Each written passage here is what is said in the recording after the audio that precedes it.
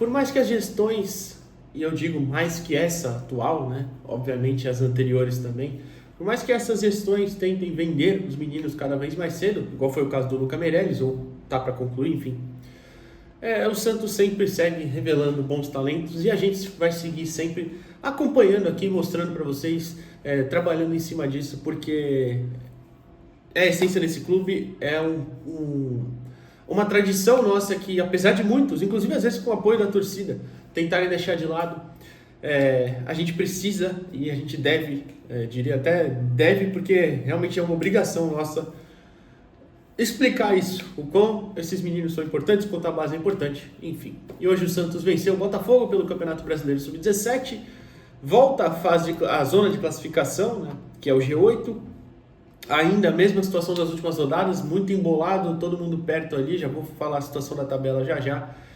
E vamos falar bastante dessa partida, que não foi muito boa não, tá? Para falar bem, na verdade, o Santos deu várias vaciladas, o Botafogo também, o Santos aproveitou esses vacilos do Botafogo mais, ainda bem que saiu vencedor. Mas pensando até em um confronto no mata-mata, mais à frente precisa melhorar bastante. Mas antes, deixa o like aqui nesse vídeo, se inscreve no canal, dá essa moral aí pra gente, é de graça, ajuda bastante. Se você quiser se tornar membro também, ajuda ainda mais. Aí já não é de graça, mas ajuda ainda mais. Tem vídeo exclusivo, figurinhas, acessos antecipados a alguns vídeos e esse tipo de coisa aí, tá bom? Mas se não, só o like e a inscrição já ajuda bastante. Agora vamos falar do Santos Sub-17, bateu o Botafogo, como eu disse, 5-3, o jogo foi lá em Santo André, porque o gramado do CTR Pelé segue sem ser trocado ainda, toda aquela parte, aquela bela estrutura que fizeram lá para os meninos, que realmente é bonita e é funcional, né? Até agora ainda não foi estreada, tá lá, parada. Então, tá bom, né? Aí você procura o clube fala que não tem posição oficial. Vai saber, né? Mas tudo bem, o Santos bateu o Botafogo e agora foi a 7º lugar, tem 28 pontos. A zona de classificação, eu vou colocar na tela enquanto eu falo, mas tem o Palmeiras em primeiro, bem longe dos outros, com 37 pontos. Em segundo, o Atlético Paranaense com 32. Em terceiro, o Grêmio com 31. Em quarto, o Flamengo com 30. Em quinto, o Corinthians com 29. Em sexto, o Atlético Mineiro com 28. Sétimo, o Santos com 28. Oitavo, o Fluminense com 28 também. Aí o primeiro fora da zona é o Cruzeiro com 26. Em nono e décimo, o Vasco também com 26. Aí mais para baixo, o Bragantino, São Paulo já tem 23, assim. Ou seja, tá todo mundo muito ali embolado. E, por exemplo, o Santos nas próximas 3 rodadas, são as últimas da fase de classificação, o Santos pega Red Bull Bragantino fora, Cruzeiro em casa e Grêmio fora. Tudo time ali, que ainda tá na disputa, especialmente Cruzeiro e Grêmio. Então, se de repente o Santos vence esses 2 adversários diretos, dá até um salto mais para cima na tabela, né? O que não poderia ter perdido alguns pontos bestas, igual perdeu em casa, por exemplo, para Fortaleza e Corinthians, não dá para ter perdido, né? Mas tudo bem. O Santos segue aí com uma defesa que poderia estar bem melhor, que começou o campeonato, inclusive, entre as melhores, ficou um bom tempo ali no top 3 defesas, hoje já não está mais, hoje o top 3 é composto por, estou olhando a tabela aqui, Palmeiras, Flamengo e Atlético Mineiro. Empataram com o Fluminense também. Aí depois vem a defesa do Grêmio, do Corinthians. Aliás, do Corinthians antes, do Grêmio, depois a do Santos.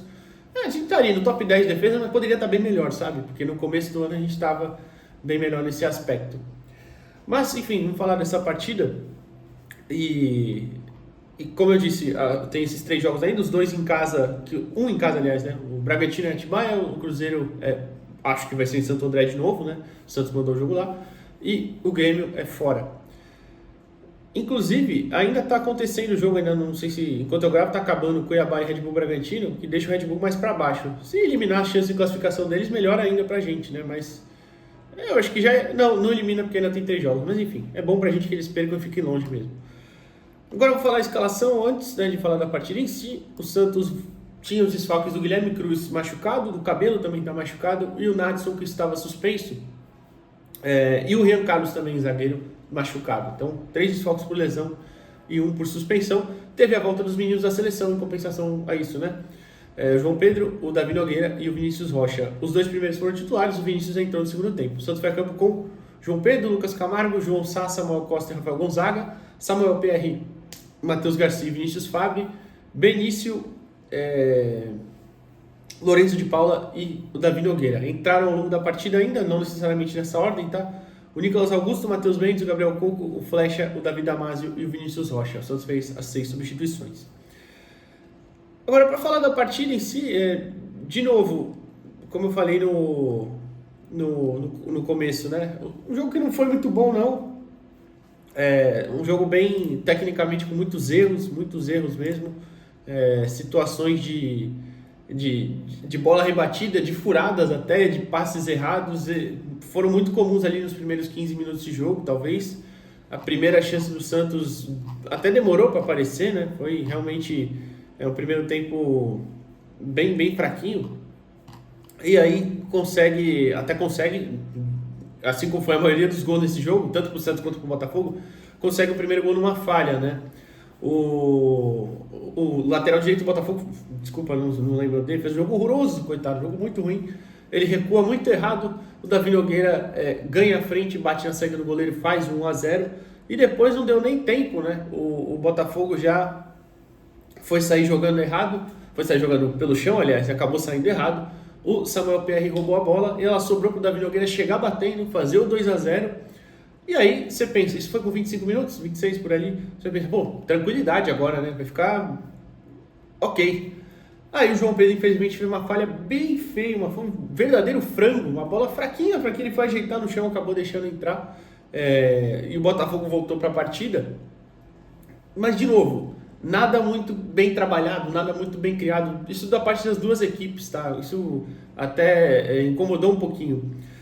E aí, acho que talvez a situação tenha dado uma acalmada, bom, todo mundo, vamos colocar a bola no chão, vamos tentar. E aí o Santos até cria uma ou outra mais trabalhada um pouquinho, uma bola longa que fosse, mas o Santos conseguiu alguém escorar e pôr no chão, pôr no peito, dar alguma sequência na jogada, entende? E aí o Santos tem oportunidades com o Vinícius Fábio, que para mim fez um bom jogo hoje, muito bom jogo. Uma coisa que eu sempre falo dele, né? Eu acho que às vezes ele se apaga muito na partida. Hoje talvez ele tenha demorado para entrar, mas quando entrou, participou, fez o gol dele, deu assistência, deu pré-assistência, então foi muito bem na partida ele. O Vinícius, que é um meio atacante aí, já falei dele aqui no canal várias vezes, tem vídeo, enfim. Tem entrevista com ele também e tudo mais. E aí, antes do final do primeiro tempo, o Santos ainda consegue mais um gol, né? Mais um gol, dessa vez com o Benício, um escanteio que foi bem mal cobrado, um bate-rebate e tudo mais, a bola sobra dentro da área, o Benício chuta, ela desvia de novo no lateral direito do Botafogo e faz o 3-1. Na volta para o segundo tempo, o Santos volta com a primeira mudança, né? Que é o Lucas Camargo sai. O Lucas está jogando na lateral direita, mas o reserva, o titular, o Guilherme Cruz, está machucado. O Cabelo, que é volante, às vezes faz na lateral direita também como primeiro reserva. Às vezes o Yuri Soares também faz, eu não sei se o Yuri está machucado, alguma coisa do tipo, mas eu vi ele no Paulista em algum jogo, não lembro, mas não sei se está fora, não tem atuado em algum tempinho já. E aí o Lucas Camargo tem feito esse lado direito.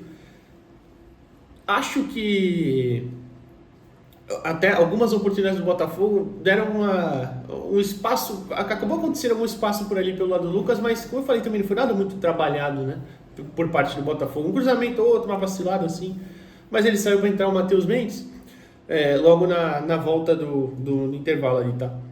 E aí o Santos faz o quarto gol com o Vinícius Fábio.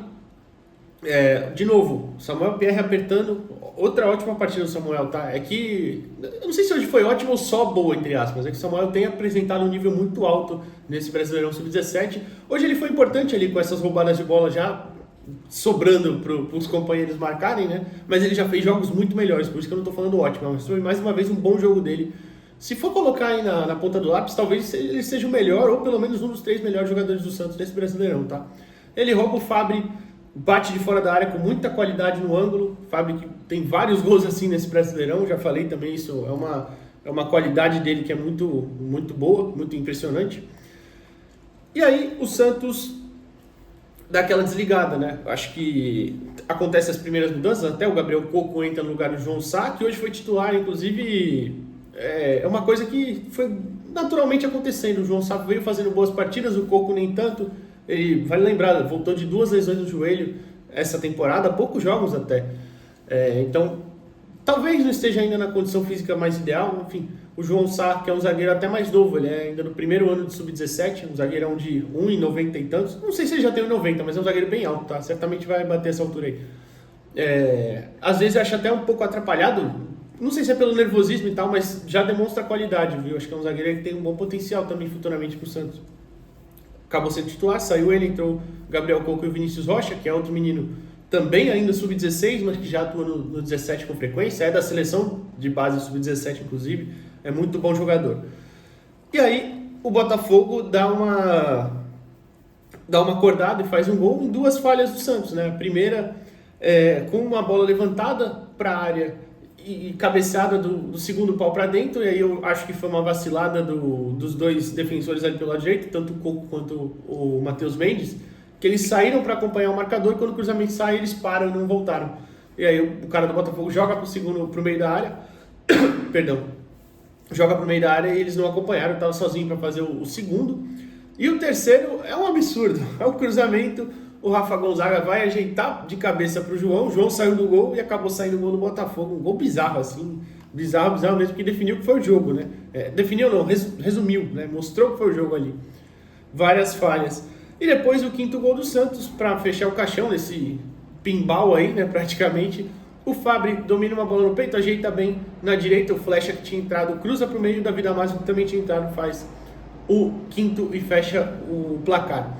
E aí eu tenho algumas coisas aqui a pontuar em questão do Helder em si. Acho que o Helder priorizou nesse jogo, e eu não estou criticando isso, essa parte é só pontuando. A mudança ali eles não tinham o Nadson, né? Então o Lorenzo é um jogador ali mais agudo, de velocidade, mais bater pro fundo do campo, não é tão talentoso quanto o Nadson, não vai ter um contra um, não vai ter aquela qualidade de puxar para dentro. Então tem uma mudança aí também. O Benício é um cara de mais qualidade, bola no pé mesmo, conseguir criar por dentro também.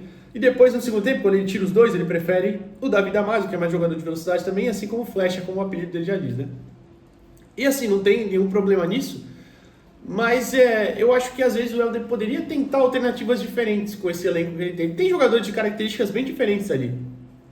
E às vezes ele fica muito preso nisso.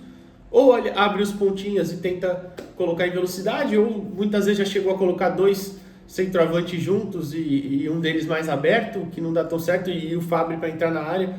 Acho que ele poderia tentar variar um pouquinho mais. O elenco oferece opções para isso.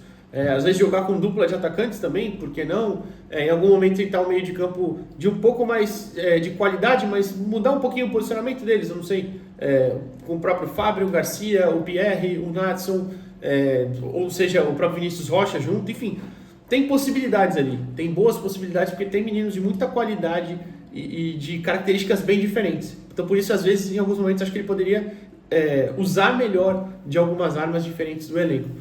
Mas enfim, não foi nessa partida, e como eu disse, o resultado foi bom, claro, para subir, voltar para a posição do G8, mas realmente o desempenho não foi tão legal, e perto do mata-mata isso começa a preocupar um pouquinho. O Santos começou o campeonato com um desempenho muito melhor do que tem agora, então talvez uma recuperação aí de desempenho mesmo seria o ideal para o Santos chegar no mata-mata em condições de ser campeão. Ano passado acabou sendo eliminado pelo campeão Fluminense, justíssimo, em 2 bons jogos, caiu na semifinal, vale lembrar, mas esse ano também acho que tem peças para buscar o título. Enfim, o que você achou da partida? Deixa o like aqui no vídeo, se inscreve no canal, até a próxima, pessoal, valeu!